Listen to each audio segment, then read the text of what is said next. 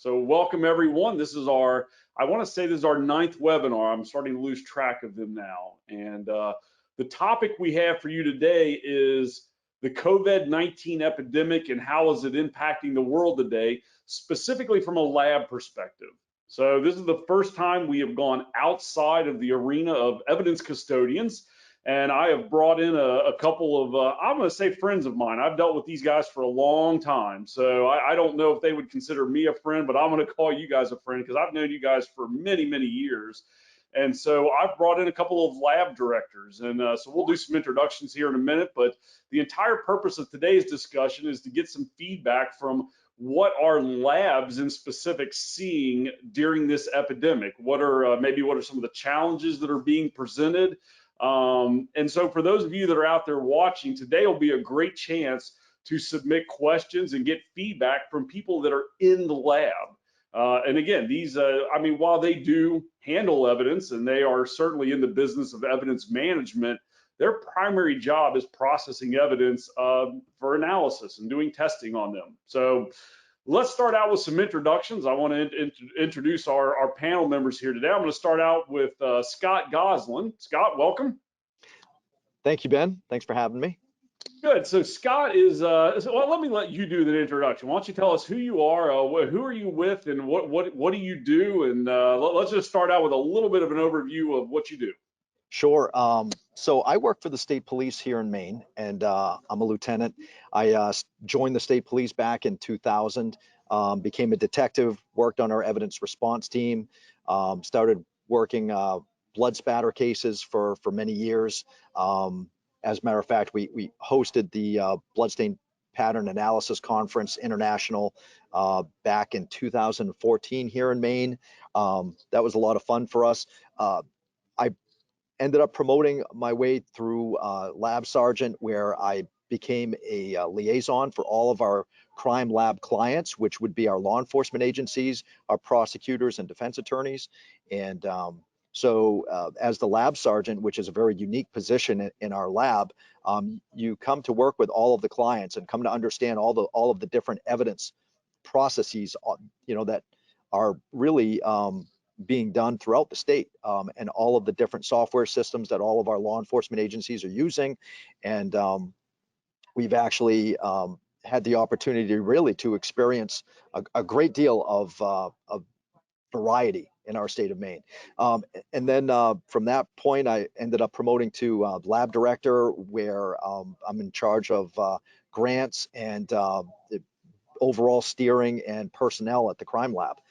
So I still maintain contact with all of my law enforcement brethren, and we are a police-run crime lab, and we're accredited through ASCLD. And so, yeah, this is it's been a heck of an experience, and I never would have thought my career would have taken me to the crime lab, but sure enough, it did, and I'm very, very happy about it because forensics has really become my life. So awesome. I'm glad to be here with you. Let's do this. That was a fantastic intro. And so before we get into actually what you do there at the lab, let me go and introduce Michele, and I'll get a little bit. Michele, why don't you try to duplicate that? Give us a little bit of a background, maybe how you wound up where you were at. I thought that was a really good intro. Give us your name, where you're from, and what your title is, and a little bit of an intro. Okay. Thanks, Ben. Michele Foster.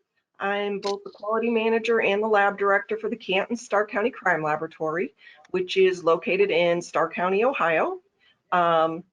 Best known for the Football Hall of Fame and President McKinley. My background as far as the laboratory is I started back in 1987. I was a scientist in biological evidence, trace evidence. I also did crime scene work. Over the course of the years, the laboratory has restructured. We're sort of a unique entity. Our laboratory serves one county within the state of Ohio. And so all local law enforcement agencies have in a sense, a cooperative agreement for our services. So we are funded through local government funds. And the laboratory's been in operation since 1972. Currently, we do controlled substances, alcohol analysis, as well as firearm operability, bullets, fingerprint processing, as well as fingerprint comparisons.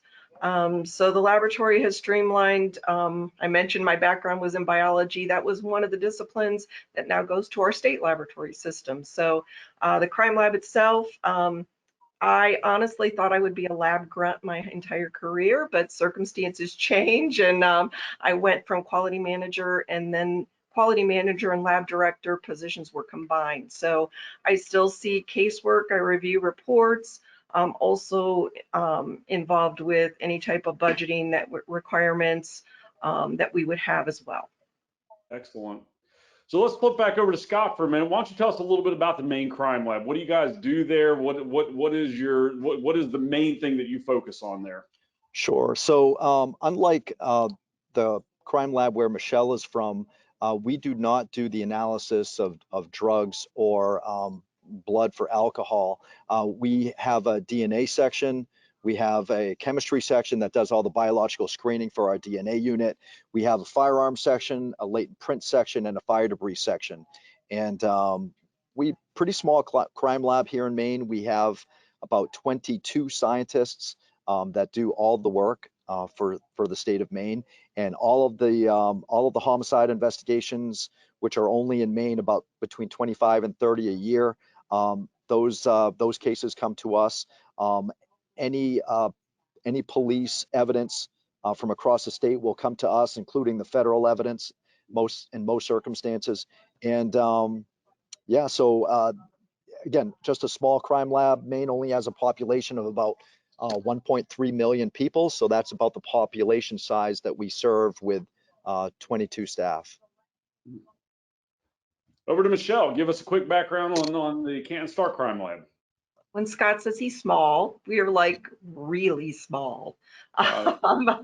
We have a total, including myself, there's a staff of 6. We have 2 analysts that do the chemistry, the drug analysis and alcohol analysis, and 2 casework analysts that do the firearms and fingerprints. And we have an evidence receivable person, and then myself working as the lab director and quality manager. We had about 4,200 submissions, and right now, the law enforcement agencies pretty much just drop off with us. And then it's an in and out type process for us. What goes in comes back out again. So everything that's done for the agencies then is then also linked to the county prosecutor's offices. Yeah. Excellent. So let's get right into the topic today. You know, we're in an unusual time. I mean, certainly we have a better idea of what we're dealing with today than what we did 4 weeks ago. I remember heading into this 4 weeks ago, and like there was just no idea what was coming. And so here we are now. I think we're on our 5th week of quarantine lockdown type scenario. And the question really at hand is, what are you seeing? Like, what from your world?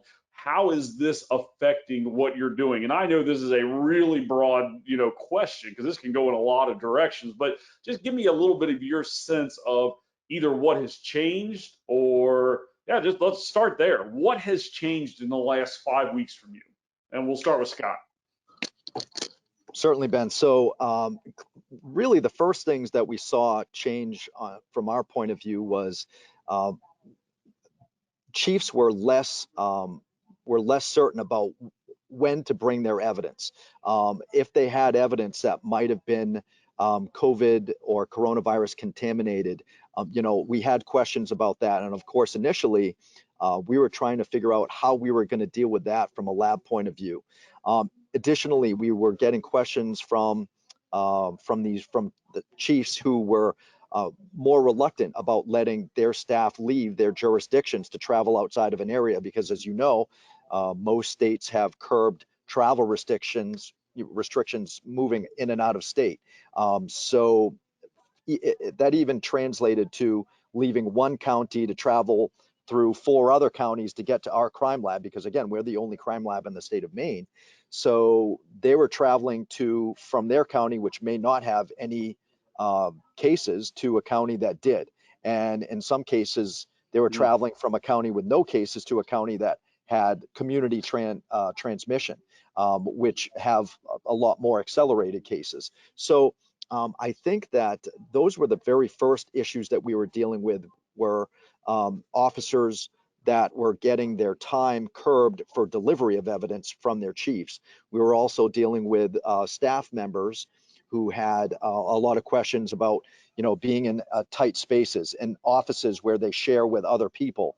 How were we going to deal with that? Were we going to be able to transition to some people working from home? Now, one of the questions that was really prevalent at the very beginning was how do you manage an operation of lab staff from some kind of a telecommuting environment, and that was very, very difficult because you can only do so much work at home before you have to get back into the lab. And then how are you going to manage a lab environment where you need to have time for everybody to work in the lab by themselves, where they're not working on top of each other? And we have some labs in our crime lab building, and some of those labs have benches for 6 or 7 scientists, and they're positioned in a way where not that they're on top of each other, but they're in very close proximity to each other. So that was a challenge, and but we've worked through it. But so those were the very first challenges that we saw, and of course, I'm sure we'll get into more about what our remedies have been for those challenges. But those are the very first things that we saw for changes.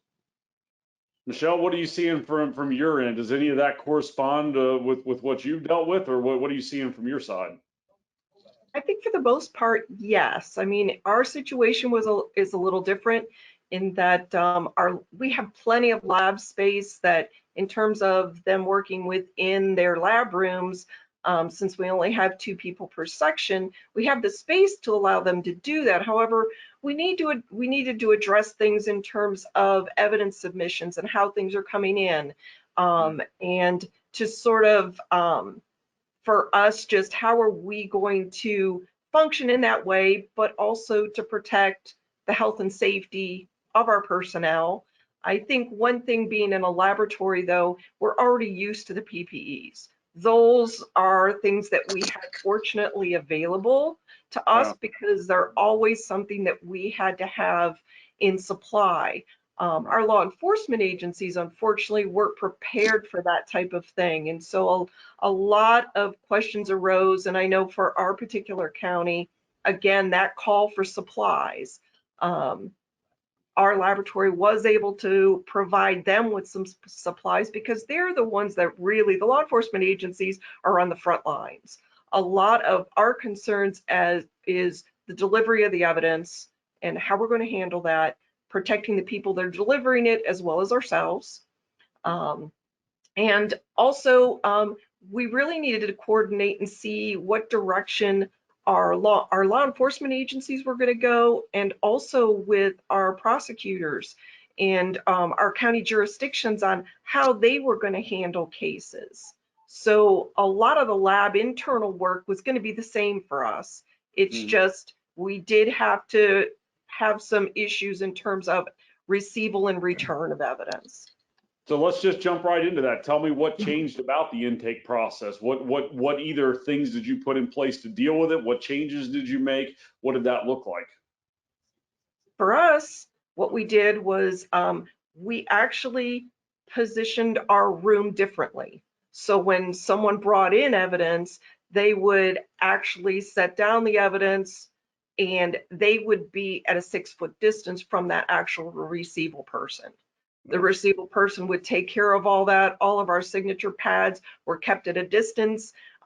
We made sure we had disinfectants and things that can be wiped down and easily cleaned between people coming in. And so that was one of the more critical areas that we had to address. Also for our laboratory, just personnel wise, of course, it was implemented that of course, everyone is checked when they come in the morning. Do you have a fever? We have masks available. The receival person also has masks and gloves available to them at the same time that they can, if they have any concerns or if they have a concern about transmitting anything, that they have the PPEs available to them there directly in the receival room. You know, that leads me into, I'm just sitting here thinking, I'm curious, so the people you're serving, have there been COVID-19 cases? Do you know if there have been people that have shown up to your office that were testing positive? I'm just curious if you've even heard about that. We have not. I don't know if Scott's had any input, but at least at this point in time, we don't have any indication that anyone that's come in to deliver evidence has been tested positive. We also have designated people, which I'm sure probably in Maine it might be the same way. It's not like we're getting a lot of flow of officers into the laboratory. There are designated evidence, technicians that come in to drop off the evidence. So we do always have, a known clientele that we're dealing with on a regular basis. Yeah. Scott, let's go right over to you. What if y'all let you answer that? Right. Same thing on our end. We have a window, which I'm kind of envisioning what Michele is talking about here, where we intake evidence from. It's sort of like a drive-through window, except it's in our building, and our clients come up to that window. I think our biggest challenge has been, at least initially, we didn't really have to worry about having a long line of people waiting to drop off evidence, because our evidence submissions were really down. Again, like I said, I think there were a lot of chiefs who were reluctant to let their officers leave their jurisdictions, and our submissions were down. Our submissions are, however, on the uptick a little bit, almost getting back to normal. I checked in with the lab today because I'm working remotely myself at our headquarters. I've been reassigned to headquarters during the Corona crisis here, and I have to tell you, it's I'm understanding that our evidence submissions are now on the uptick.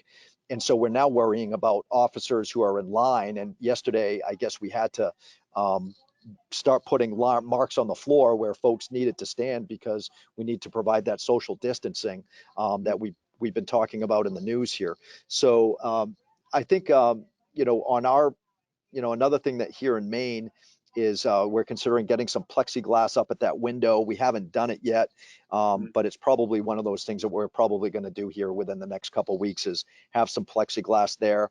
Our folks all have access to masks. And just to reiterate what Michele said, I think that we've been in a really good position, probably better than most of other state government. We've been in a really good position as far as PPE goes. Like I told our folks when this thing first started to break, is we're probably in a better position in state government than the rest of state government is. Everything that comes into our building, we handle with gloves.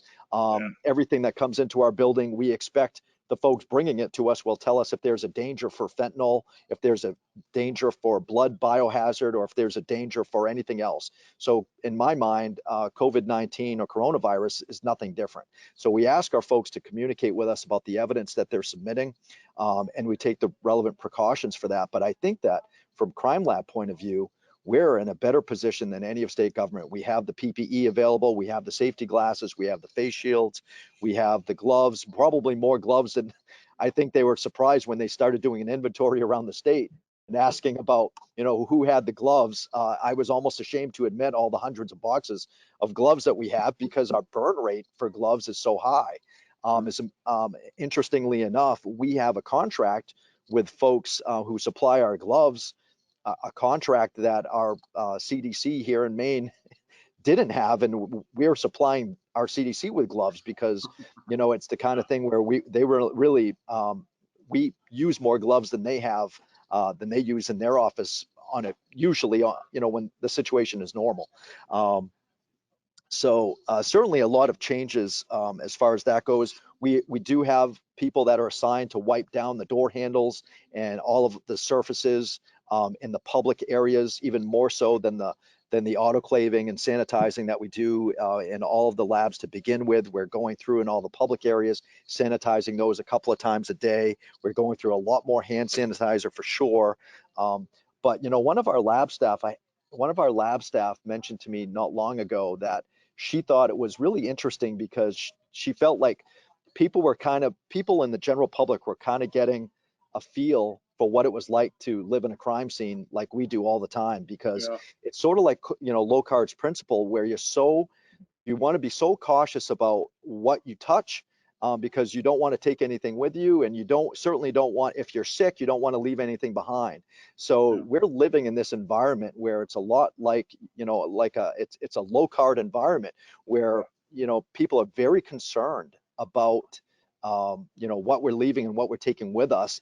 And it's not a crime scene because you just don't know this virus. There are so many unknowns about it.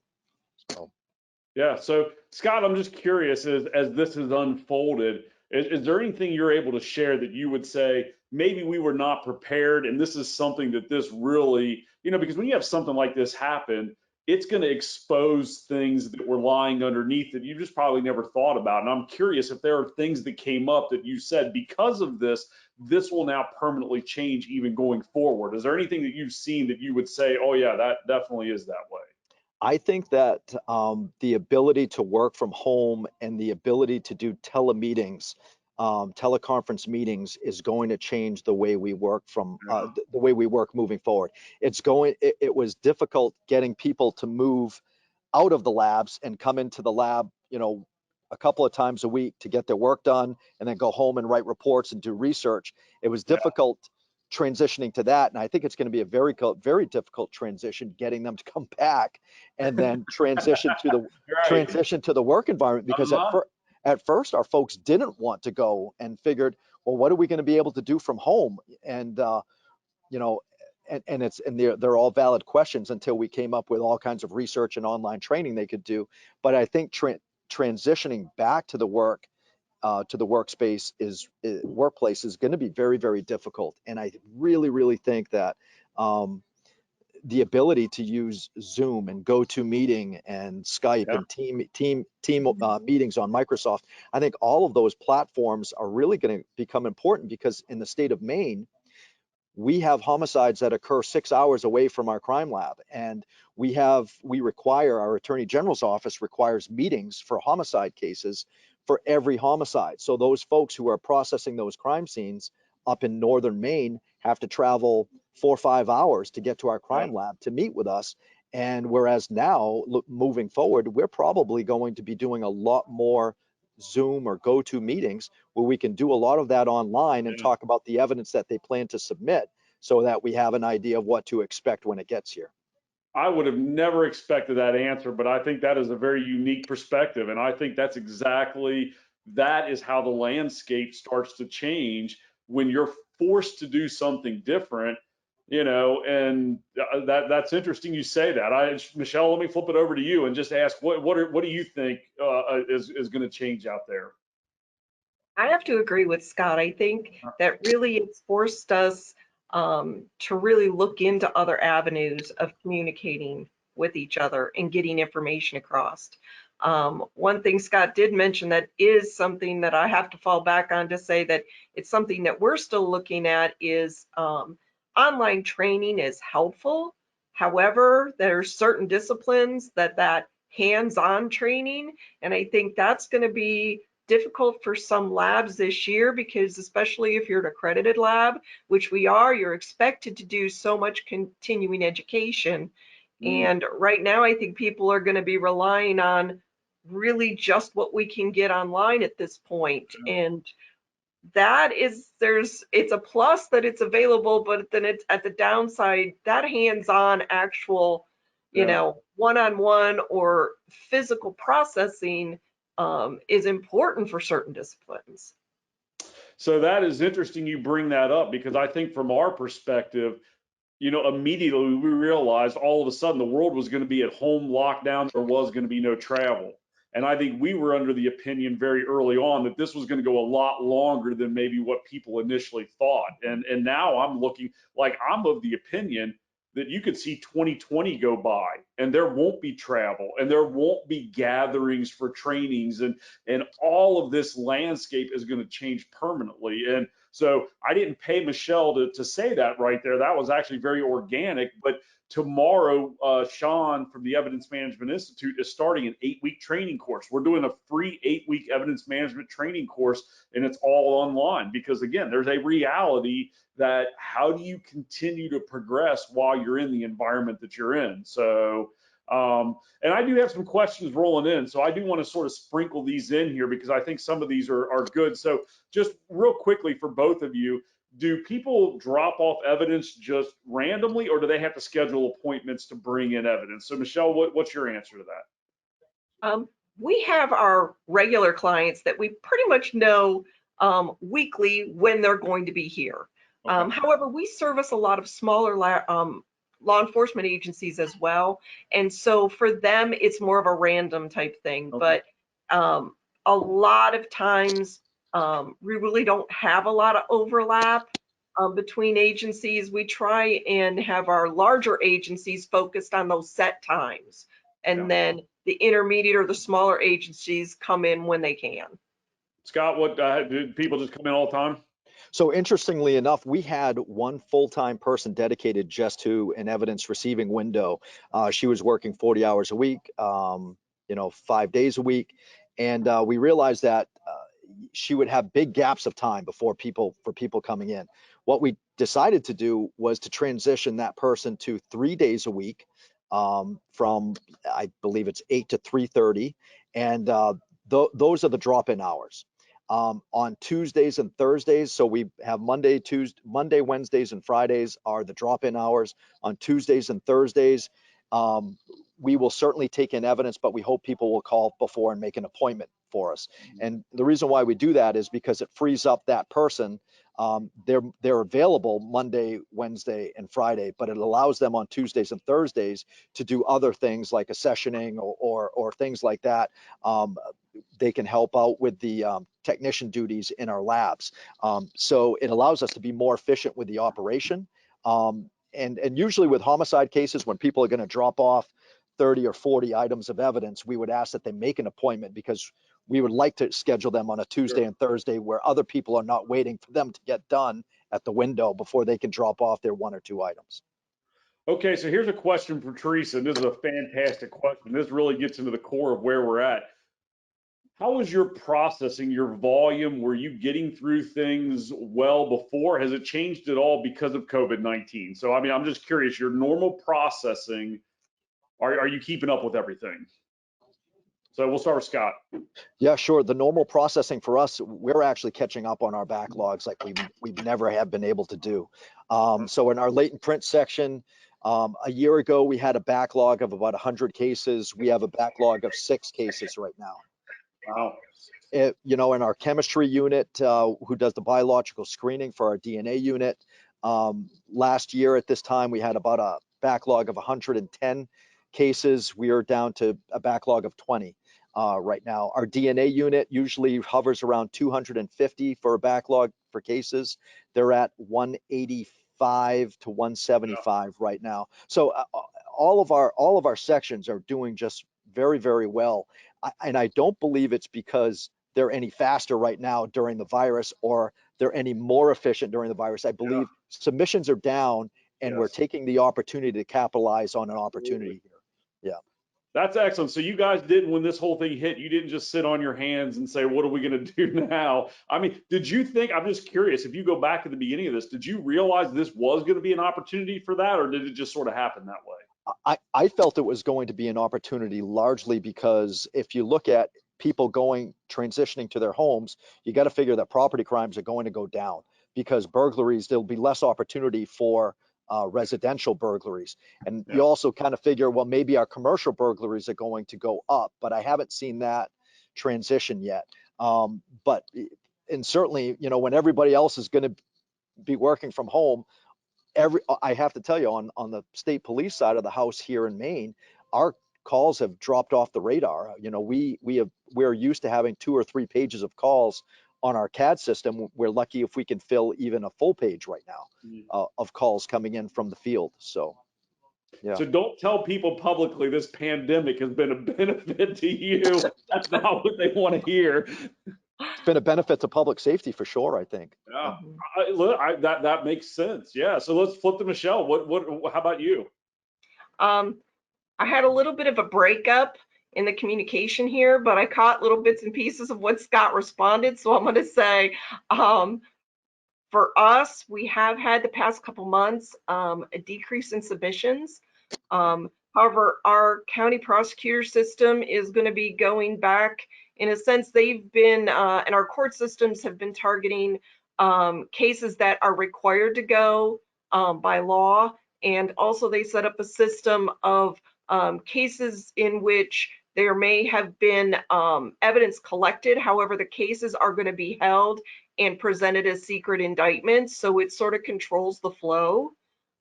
We've had about the past 2 months, about a 25% decrease in our submissions. But as of May 1st, the state of Ohio is supposed to be incrementally sort of phasing things back in by the direction of the governor. Right now, as far as caseload though, our drug chemistry, fortunately, our drug chemistry section has things out within 30 days. So we generally don't have a backlog in our drug chemistry. And our firearms and fingerprints, actually, this has given them an opportunity to do some catch up. And as of last month, we had caught up with that. So we weren't having any backlog in that area as well. So unfortunately, as things get back to normal, I'm sure that things will, the volume will increase again. But yes, actually, there has been a decrease as a result of everything. You know, this is just sort of an off the wall. I have no idea if this will be applicable or not, but given that maybe the inflow has decreased a little bit, have you guys taken this opportunity to make changes inside your lab that maybe now it's like, okay, this thing we've been putting off for forever, we're going to deal with now, you know, because now, and again, we want to be very quiet about it while there is a little extra time. You know, have you made changes? I know that at Tracker Products, we've done some significant things that we just never had the time for, that all of a sudden now it's like, you know, now we're going to start doing some of those. So I'll throw that out. I don't know if that's even applicable. Either one of you. Scott, we'll start with Scott. Sure. And just to comment just real quick too on what Michele was saying, our court cases here have dropped off the radar because all the courts have gone home. So it has allowed us to build upon that opportunity to catch up on our backlogs. I will tell you one thing that we have seen, a really interesting twist to all of this, is our discovery requests have gone up quite a bit, actually, probably by 200%, because I think a lot of the attorneys are at home trying to figure out, well, there aren't a lot of new cases coming in, Yeah. so they have more time to work on their current cases. So we're getting inundated with requests for discovery, whereas before the system was going so fast and cases were going through the court system so fast, they wouldn't even have time to request discovery, and now they do. So now we have a lot more work to do on the discovery side of the house. But to answer your question about opportunities for other projects, one of the things that we've done in Maine is we've worked on a bunch of capital improvement projects, as far as putting in a new lift coming up and down the stairs, getting we've been working in our garage to install new lighting in our garage. We've been working on more capital improvement projects than we would have had the opportunity to do otherwise, because most of the time those spaces are full of people or full of evidence. And so because they're not now, we're taking that opportunity to kind of do some of those projects, capital improvement in particular, that we would not have done otherwise. I love to hear the idea of just not slowing down. I mean, I know things are changing, but there's just no reason to slow down or throw your hands up in the air. Again, it is hard to take this as an opportunity, and I hope the people that are listening, I mean, the education we've been doing, I hope people are taking this opportunity to catch up on things and do things you've never had the time to do before. Because again, this will eventually end, and you'll be back in the day-to-day, all the things that are going on, and you will want this time again. I believe we're going to look back on it and say, man, if I could just get a little bit of that slowdown time. I sort of joke, to me, it feels like November. For us, November and December, when just everybody goes into Thanksgiving and Christmas mode, and the world slows down. It's like, for the first time in my life, November, December came in March and April, and we're going into May and June, and it's just what an opportunity to do that. And so I had somebody post on here, like, they've been purging like crazy. Yes, take this time to do those things. So I'll throw that over to Michele. If you have any comment on that, are there things that you guys have done that you just never had time to do before? I think just like Scott, we had some changes we wanted to make, as far as, like, we're looking into our computer upgrades now that we wanted to do. It's a good time for us to do that. Also looking at in our drug chemistry section, validation of a new procedure. And so those are things that allow us to have a little more time to be able to focus on those, since the caseload is not as heavy as it was before. So those are the types of things. And even, for a laboratory, review of protocols is like an ongoing process. Improvements we want to make in making our reports, improve upon our report writing skills. What's a better way for us to present our results? And so it gave us some time to meet and talk about things like that. Excellent. So I'm curious, as this thing began to unfold, because you're a lab and you deal with, the types of things you do, did you find out that you became a source of information? Were people like all of a sudden just looking at you as, like scientists, and you would be in the know? I mean, did that happen? Like you became the source of information? I'm just curious to any degree. Sure. Yeah. Well, what's interesting on my front is that I am not a scientist. I'm a state police lieutenant, so I'm just really managing the operation over here. Yeah. I work with our quality manager to manage the operation, but what's fascinating about that is all the other lieutenants in the state police were calling me up, asking me about the virus, like I was a virologist or something. Yeah. And it's pretty interesting. But yeah, I think to some extent people were looking for us for answers, but I think not so much about the virus as much as other lieutenants were checking in about that. It was more about the PPE and how to protect themselves, and what kind of gloves were better than others. And we were fielding a lot of questions about that. And the fit testing that we had been doing at our lab, a lot of law enforcement agencies in the state I think were really caught unprepared with the fit testing. In the state of Maine, it's something that we had been doing, certainly at our crime lab and even with the state police. We had been doing fit testing for many years. We were ready with millennial masks. We were ready with N95s. We were ready with half-face respirators. So we were ready with that stuff, but a lot of agencies were not. And I think that there was a little bit of a disconnect with fit testing that some agencies probably didn't see coming. So yeah, we were definitely answering questions about that. So you know what? Listen, I'm going to do what everybody else does. I'm just going to assume you guys are the experts on COVID-19, and I don't. We're just going to go down that road, and I'm just curious, based on your understanding. This is a question that came in from Kelly O'Donnell, and it's a really good question. Do you have any understanding of COVID-19, how long it'll live on the surface of an item? Is there any direction you're giving your people about how to handle evidence that? I mean, how in the world would you even know if it's come in contact with COVID-19? I mean, what are you giving any direction? And I'll start with Michele on that. I think for the most part, I don't think they know a lot. There has been some research done on the COVID-19. I think because as a laboratory, we've been so prone to dealing with either in the past, it was biological substances, or even with some of the drugs, such as the carfentanil and other fentanyl compounds. Everything is handled with gloves. We assume everything is contaminated. So anything coming into the laboratory is treated that way. We have fume hoods, we have masks, we have gloves, we have all the various devices that the staff has available to protect themselves. But yeah, we've always looked at each item as already being contaminated, whereas now people are now looking at it from that perspective. But that's always been the perspective that we've had when evidence comes in to a laboratory. Let's flip over to the evidence people, because they've not operated that way. Now, I listen, I do understand like fentanyl exposure, and I'll ask Scott real quick. My assumption is you're far more worried about a fentanyl exposure than a COVID exposure. Is that, I mean, that has to be correct, right?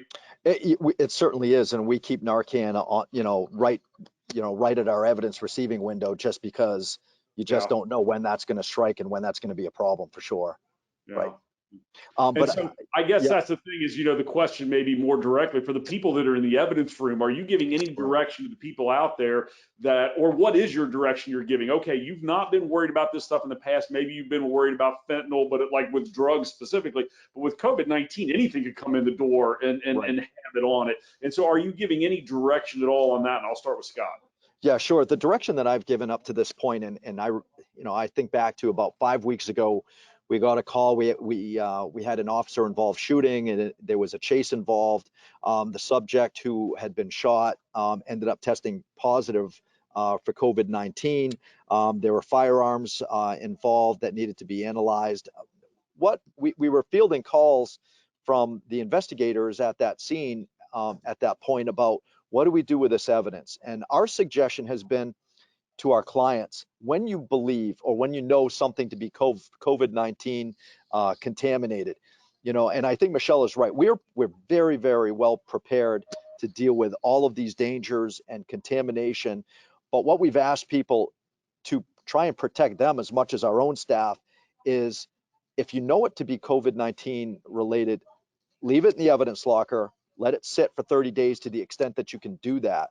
And then we'll reassess at that point to bring it into the lab, and that's if we can get the information to our clients before it gets to the lab. Now, if they're at our evidence receiving window, they tell us that the evidence was they're absolutely sure it was from a COVID-19 related scene. They have positive confirmation from that, from the CDC or from the hospital.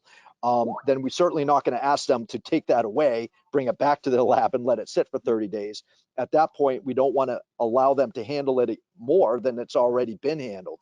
So we put it in a secure location, and we're going to let it sit for some time just to be sure that we're not, just because there are so many unknown variables about this virus right now, unless there's an absolute exigency to deal with the evidence because it's homicide related, we have somebody on the run who's been committing homicides, we need to solve the problem immediately, we're going to let it sit for a little while, as much as we can, probably for about 30 days. And that's something we've been discussing with our lab staff and trying to promulgate with our client agencies.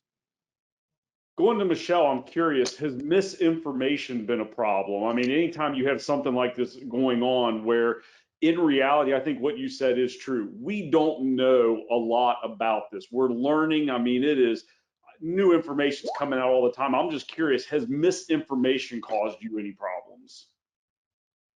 I don't think really for us in particular. I can think of any instances where we've had problems with any misinformation.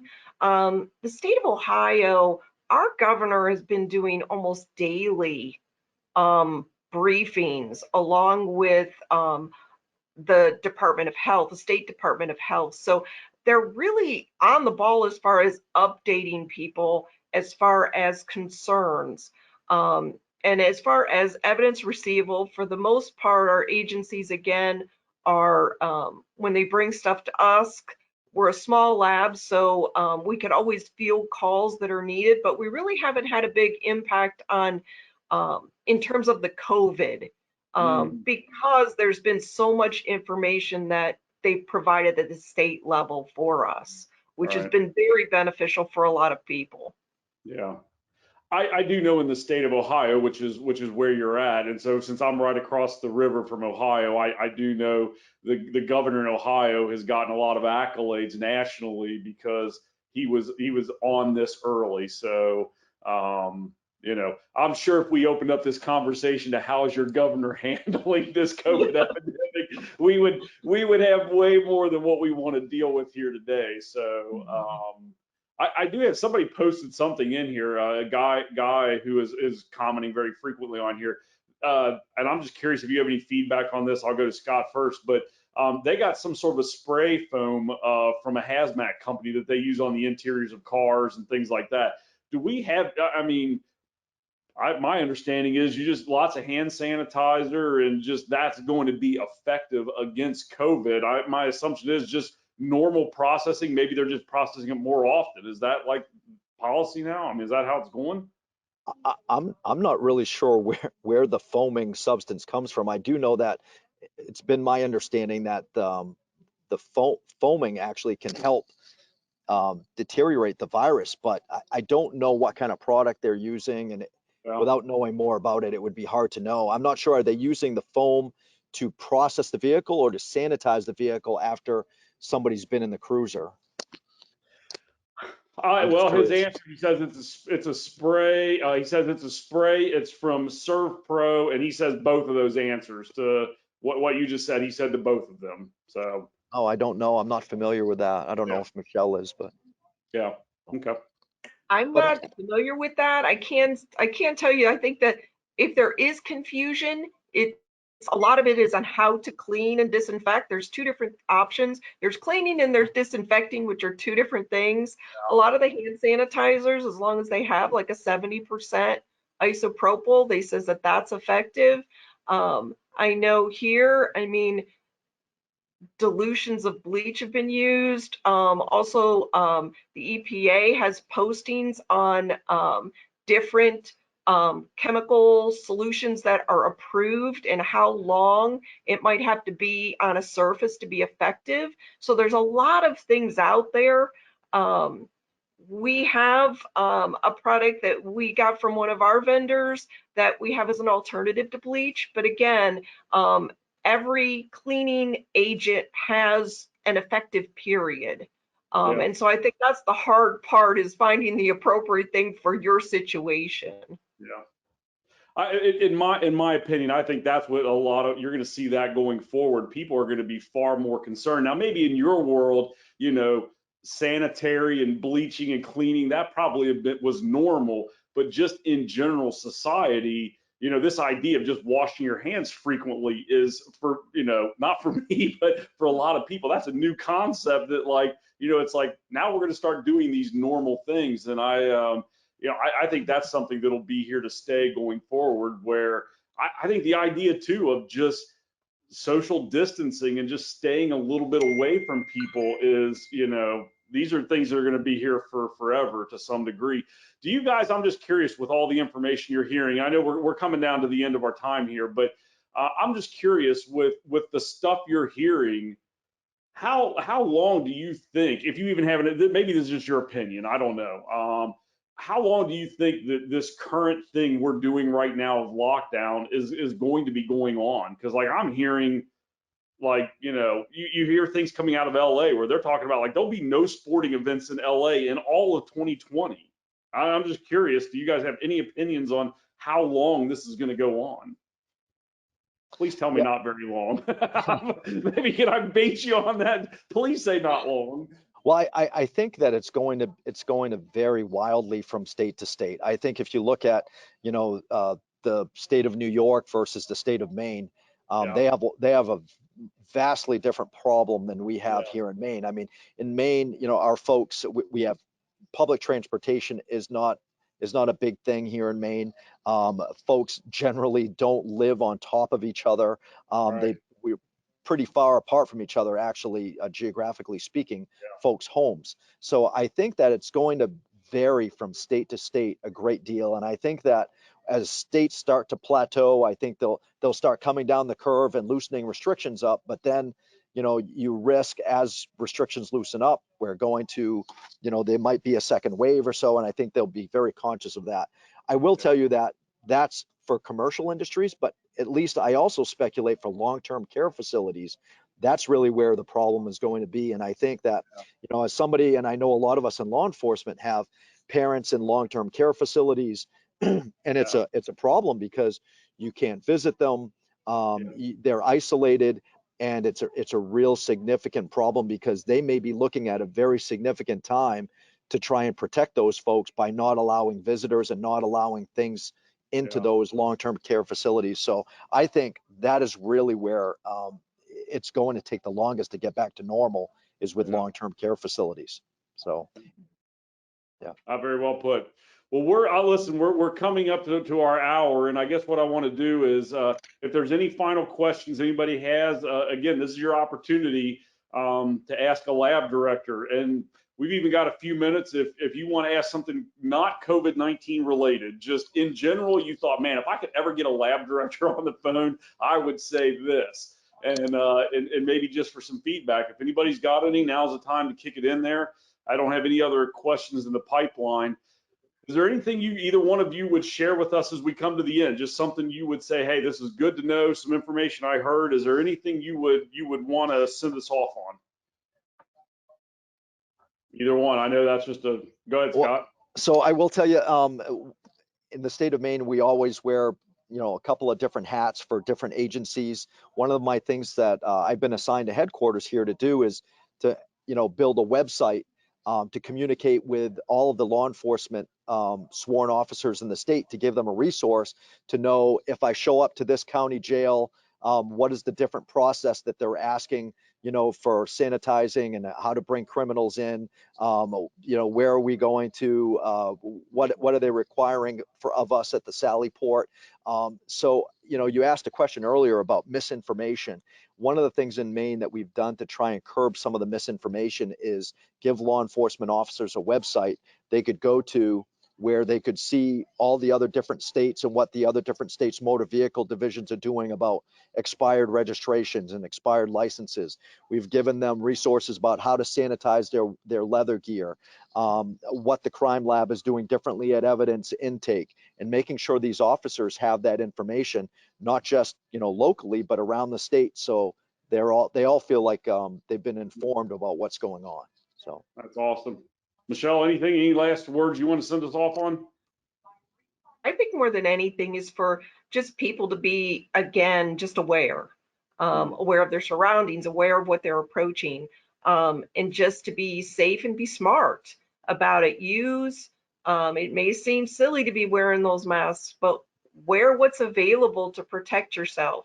As far as cases and evidence down the road, laboratories can handle what's coming in. We've already addressed that type of scenarios, but really it's the law enforcement officers out there that are really having to pay much more close attention to everything that's going on, in addition to what they already had on their plate. So I would just say stay safe at this time. Listen, that right there is some great words to end on. I've had no other questions come in. Couple of notes for everybody. Number one, inside the chat window. So inside the chat window of the go-to meeting, again, I've posted the URL to the Facebook community group. I think Scott is going to join that group, and so Scott will be on there. If you have any other questions or anything else you want to throw out, Scott's going to get in there. I don't know if Michelle's on Facebook. I haven't gotten into that with her. Are you a Facebook person, Michele? I am not. That's all right. Not everybody is. Doesn't mean that I want to change, but no, I'm not. Okay. Well, but we have a community group, and we have almost 200 people that are now in that community group. So it's a place, Scott was just talking about that a moment ago, a place where information can pass back and forth. And so this community group is specifically for people that are dealing with evidence management. And so we've got almost 200 people in the group. I just posted that URL in the chat window. And I'm going to throw another URL in there. If you're not aware, starting tomorrow, we have I hope I'm saying this right. Sean can message me if I've got this wrong. We have an 8-week evidence management training course starting tomorrow. So it's each session is no more than an hour. It's somewhere in the ballpark of an hour, where for 8 straight weeks, you're going to go through a course to go over a lot of the basics of evidence management. We think it's going to be, again, as we've talked about in this webinar here today, it is a good way to continue your education and keep moving forward. So that has been posted in that chat window. I don't think I have anything else to throw out. I'm not getting any other information. So Scott and Michele, I cannot thank you enough. I just contacted them yesterday about doing this, so you had no time to think about it. I really appreciate you guys showing up here today. This was unbelievable information, and I just, again, thank you both for being willing to show up and help us better understand what's going on from the lab perspective. You're welcome. Thanks, Ben. Welcome. Thanks, Ben. Excellent. Everybody have a great day. We'll be back again next Wednesday, same time next Wednesday. I think we have a virtual evidence tour next week. I have forgotten my schedule already, but next week we're going to do another evidence tour. So make sure you come back next Wednesday at 2 o'clock Eastern Standard Time. Bye, everyone.